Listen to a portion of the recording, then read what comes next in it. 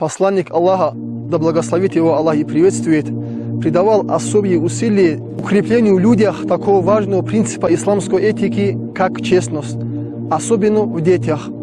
С целью недопущения ошибок со стороны родителей, таких как обман, невыполнение обещаний, пророк контролировал отношения между родителями и детьми, устанавливал определенные принципы.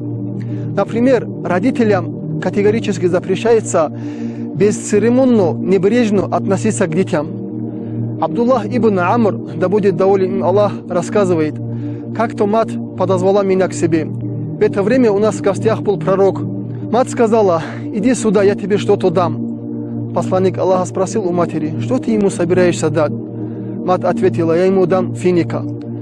Посланник Аллаха сказал: знай, если ты не собиралась ему ничего давать, тебе записался бы грех одного обмана.